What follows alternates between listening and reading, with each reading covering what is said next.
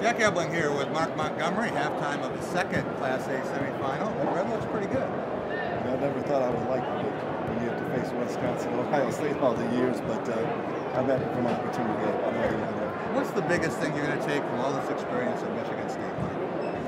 I would take relationships. Relationships I have with Michigan coaches or coaches throughout the country.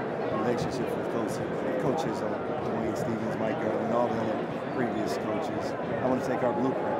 It's been very successful at Michigan State. We're going to be a tough defensive team down in DeKalb. And definitely I want to play up-tempo style basketball. Well, he kept telling us you were ready. You're the guy who's ready to take this next step. Now you got to make him look good. Hey guys, you're coming over. You know what? We got to make him look good. Got to get some good people. Got to get a good coaching staff. Got to get very good recruits. And other than that, we're going to compete. As long as we compete and get better every day, I think coach will be happy. How about that staff? You have some positions to fill. Do you have people in mind? Have you named anyone yet? I haven't named anyone yet, but like I said, I've been here for 10 years and started at Central Michigan. I met a lot of good guys on the road. Know a lot of good guys throughout the country. I'm still trying to narrow that down, and hopefully within the next 2 weeks I'll be able to start. We hear rumors of a lot of guys who want to work for you, so that's a good problem to have. Yeah, it is a good problem. So hopefully they can bring a player or two, or just through their relationship with other high school coaches and AAU coaches, that we can hit the ground running. Good luck to you again, and thanks for all your work at Michigan State. Thanks, Sean. From Northern after we lost in the first round. You interview on Sunday, you're back on campus on Tuesday. Things happen very fast, but the official offer was very exciting.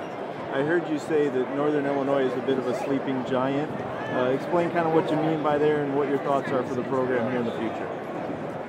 When you're in the an hour away from the Chicago area, and the facilities, the academics, the MAC conferences where you have no dominant teams, we have a chance where you get the right recruits there, you get the guys buying into your philosophy. I think we can win a lot of games and compete for championships. How much do you think working with Tom Izzo has helped prepare you for this? I've been here 10 years. You can't take away Final Fours, Big Ten championships, recruiting battles against if it's North Carolina, Ohio State, Michigan. The other previous coaches, if it's Dwayne Stevens, Doug Wojcik, Jim Boylan. I think just the experience of being around great coaches and great players will make you ready for your job. Have you thought about when you said you were leaving?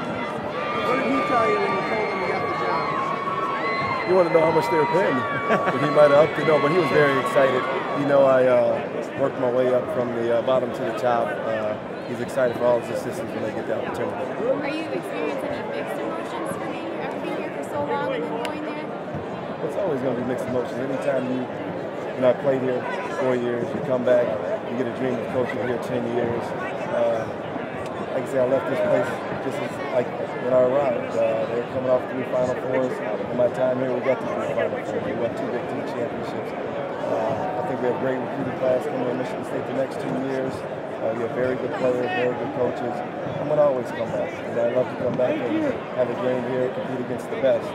Michigan State is still one of the top 5 programs in the country. What are the chances this guy next to you joins you? Any chance? You know, actually, me and Coach Dawkins from Saginaw, we sat down this morning and we interviewed. And we talked. We have a long-lasting relationship either way, but I'm looking to get good young coaches. I'm looking, hopefully, to give Lou Dawkins an opportunity. Have you thought about any of the graduate assistants or any assistant coaches you'd be taking with them? Yeah, everything's happening so fast, but over the last 48 hours, for the last 10 years, I have a long list of coaches that want to come. But definitely, I'm going to give Michigan State guys opportunities. And do you have any insight on who's going to replace you?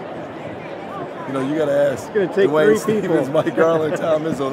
That's not my concern now, but they're going to get a good coach. Anytime you get the program that Coach Izzo has, his phone's probably ringing off the hook as we speak. What do you see in the players that you have at IU right now? I haven't got a chance to watch any tape. I met with the team for 45 minutes. I told them my expectations. They know that we're going to have to hit the ground a little harder in that weight room, conditioning. But this week I'm going to get a chance to do some individual workouts to see exactly what I have. You've interviewed before. How did you know that this was the right fit for you? I just really hit it off with the athletic director, the associate athletic director. The president was great. It just was that time. And sometimes it's just, you got to wait a little longer, but right away I kind of knew this was a possibility, and it just worked out this time. What was your first reaction when they told you the job was yours? I didn't believe it at first. And he said, no, seriously, we want you in Northern Illinois. And I said jokingly, well, let's talk packages now.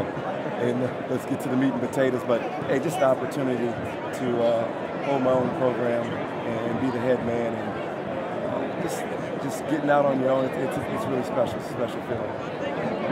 Thanks, Monty.